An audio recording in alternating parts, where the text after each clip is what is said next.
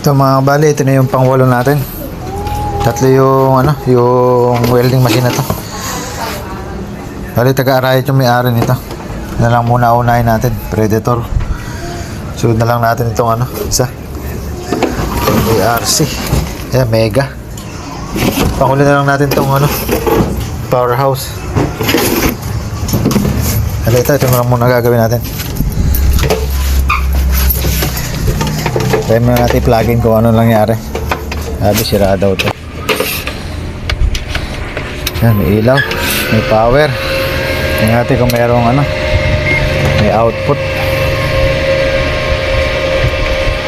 Wala siyang output. Pero yan, tanggalin ko muna yung housing niya.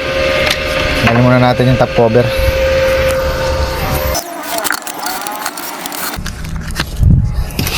Ito mga kabali, meron siyang spark dito.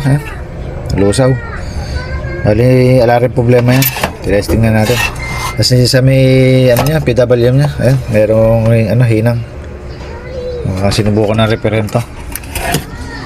Yan, kailangan na natin kalasin sa housing to para ma-trouble natin ng maayos. Tanggalin ko na lang muna. Bali, balik na lang ako pag nakatanggal na. Ito mga kabali, natanggalan natin sa housing. Bali, ang una natin gagawin, linisin muna natin. Tapos tatanggalin ko muna yung 4688 natin, dalawang dual MOSFET din. Dito tayo magsusukat ng signal. Yan, bali titingnan muna natin kung may pinupukol to IC natin. Pero pagka meron at dito naman tayo, balik natin, tingnan natin kung merong pinupukol to. Yan, bali tanggalin ko muna para ma-safety natin kasi di agad mamatay ito, mag-iinit. Baka masiraan pa tayo kung sakaling buo pa to. Ayan, bali kalasin ko muna kasi ihinang ko ng bago ito. Medyo hindi maganda hinang. Tanggalin ko muna, malinis muna. Balik na lang pag nakalinis na.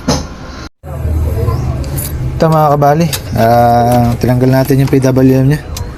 Bali dito sa dual MOSFET natin merong may shorted. Ito yung isa, ito hindi. Bali, testing natin. Gate to source, gate to drain, lahat shorted. Yan. Dito sa kabila wala. Yan. Wala siyang hindi siya nagbabaser. Yan. Bali na lang muna natin, tatanggalin muna natin to. Kasi baka mamaya nadama yung IC natin na nakalagay SG3525. Yan. Bali, tanggalin ko muna to, tapos balik natin. Tingnan natin kung magkakasignal na lumalabas dito sa IC. Yan ang pinaka the best na kailangan gawin para matingnan natin kung buo pa yung signal na nilalabas nito. Baka mamaya kasi nadamay na to sa pagkaka-shorted nito. Yan, bali tanggalin ko muna to. At balik na lang ako pag nakakabit na rito. Supplyan natin, tingnan natin kung maglalabas siya ng signal nito. Balik na lang ako pag nakaayos na. Ito mga kabali, nalagyan muna natin ng pansamantalang direct na wala na switch yung ating plug. Ayan, bali ito yung plug natin. Bali, pagsusukat natin ng oscilloscope, ito natin ng probe. Bali, meron siyang 7805 na regulator dito. Dito lang tayo mag-grounding. Ayan. Ito yung dulo. Ano na natin yung natin. Bali, hawakan ko lang ito mamaya. Tingnan natin kung magkakaroon siya ng ilaw. Yan, bali, on ko na. Yan, may ilaw. Pag-click yung relay. Tingnan natin kung meron tayong signal na makukuha dito sa sa pin number pin number 11. Wala. Pin number 14. Wala din. Wala tayong makuha signal. Bali, pati yung IC siguro may problema na. Bali, tatanggalin natin to. Check na lang din ako ng ibang parts dito na baka may shorted. Pin number 5. Sukatan ko din ng supply itong natin, yung IC. Tingnan natin kung may supply na pumapasok dito sa BCC nya. Saka sa ground. Saka dito, titignan ko kung may voltage na nag-ano rito, nire-regulate niya. Bali, yan. Balik na lang ako pag na-check ko to para mapakita ko mamaya. Mayroon pa siya hawak ko cellphone. Ito mga kabali, na-check natin yung IC. Bali, ang voltage na wala dito sa supply natin sa IC magkabila. Bali, dito siya pumunta, yan, yung mahaba na to. Ito yung supply dapat natin to. Yan siyang diretso papunta rito. Pumunta siya din sa kabila. Bali, itong parts na to, ito, yung black. Negative to. Ito, positive to. Tapos positive din to. 25 dapat parehas to. Ito naman, sa supply ito ng ano, yung magre-regulate siya na mag 5 volts. Ito, yung kabila na to. Ito dapat 25 volts din to. 24 volts. Napapunta sa IC natin dito. Bali, wala siyang supply. Ay, tingnan natin. Pakita ko, saksa ko. Yan, ako na. Nag-relay na yung ano natin. Nag-switch na yung relay natin. Tingnan muna natin din sa isa na to. Dito makakakuha tayo ng sukat dito ng ano, voltage. Ayan. Kaya pala walang ano yung IC, walang signal. Ayan, may 25 siya. Palilipat natin sa kabila. Supply din to. Dalawa yung supply nito. Ayan. Dito wala. Ayan. Sa power supply pala tayo nagkaroon ng problema. Bali, yan. Kakalasin natin yung isang board na to. Tingnan natin kung bakit alang supply. Mahirap kasi pag nakakabit, nakatago yung parts. Bali, yan. Balik na lang ako pag natanggal ko na. Ito mga kabali, tinanggal natin yung regulator naman na isa. 70H15. Bali yan. Nanggaling dito siya sa isang supply. Bali, dumaan siya rito dito. Ito yung diode niyan. Ito yung negative. Ito yung supply na talagang ano, 25. Ayan, dumasa sa diode. Maghahati ngayon yung dalawa na yan dito sa isa na to. Dito okay dahil supply yan sakto. Kaya lang i-regulate nung regulator. Kaya lalagay 78, 15 volts yung palalabasin pala niya rito sa kabila. Sa supply ng PWM natin, yan. Ito, dito. Ito yun. Bali, magpapalit tayo nito dahil ala ng supply to.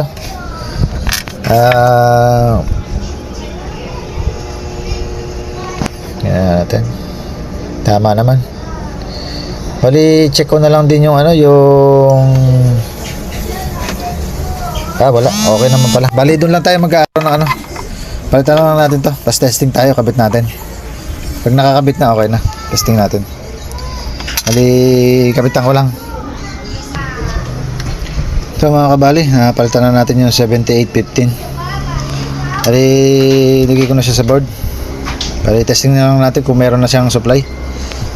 Bali, yan, saksak muna natin. Ito. Yan.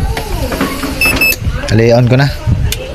Yan, umilaw. Nagkaroon ng relay. Bali, tingnan natin ngayon yung, ano, yung supply niya kung meron na. Ito. Dito mo tayo sa kanina. Tingnan natin kung nawala o meron. Yan, dyan. Yan, meron siyang 25. Bali, lipat naman natin sa kabila. Tingnan natin kung meron na. Ito yung wala kanina. Yan. Ayan, bali meron na. Kita ko na kagad. So, ayan, 14 volts. Yan, bali magkakaroon na ng supply yung ano natin dito, PWM. Bali, patayin ko muna. Baliktarin ko lang. Yan. Wala naman siguro sa side dito. Bali, sukatan na natin ng ano, oscilloscope kung meron na. Mamaya na yung voltage. Yan. Bali, on ko lang ulit yung ano natin. Yan, okay na. Tingnan natin kung magkakaroon na. Asan ba yung ito yung pin number? Ayun, meron na. 51, ayan, 51 kilohertz. Sa 13, sa 14, alisa anong bare? 11, pin number 11. Sunod din tayo sa pin number 14. Asan? Ayun na. Ayan, meron din. Exactly 51 kilohertz. Ayan, hindi naman nababago. Bali, pwede na natin ibalik yung tinanggal kong ano, yung dual MOSFET. Bali, shorted nga pala yung isa. Papalitan na natin yon. Sabay na natin papalitan ng bago. Parehas bago na lalagay ko. Para sigurado wala nang magkakaroon ng problema. Yan, bali palitan ko lang yon. Tapos balik na lang ako pag nakakabit na. Tingnan natin kung magkakaroon na siya ng output.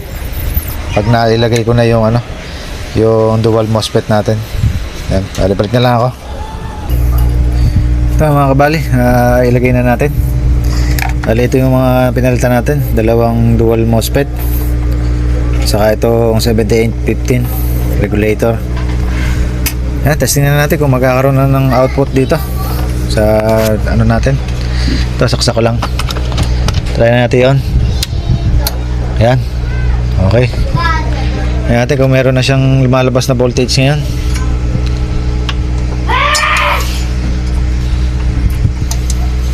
Bali, meron, mataas Bali yan, 68 volts. Meron na siya. Bali, ang kailangan natin gawin, ilagay natin sa housing, saka natin testingin kung maglulusaw na siya. Kasi ayos natin yung rito, yung sa output, medyo nabiyak. Ito, ang ganda nito, lagyan natin ng washer para kapit na kapit siya doon sa may board. Sa ayusin ko rin tong yung hinang dito para kumapal ulit. Ano yan, ayusin ko muna, balik na lang pag nasa kana. Ito mga kabali, nakasakasak na, naka-on na yan. Bali, lagay lang natin sa 100, tingnan natin kung tutunaw. Sa 150 na. 160. 155. Bali yan, tingnan natin kung magkakaroon ng problema.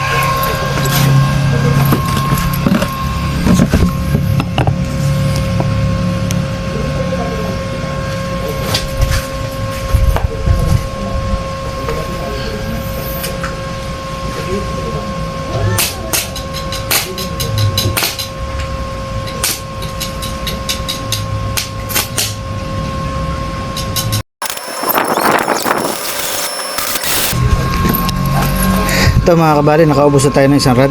Hindi naman nagkaroon ng problema. Hindi naman siya nagpabago-bago. Bali, balik na lang pag nasagawa na ulit. Kuplituhin na natin yung kaha.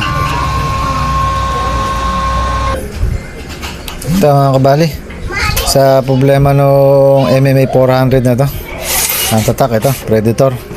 Bali, supply lang pala problema, saka yung dual MOSFET natin.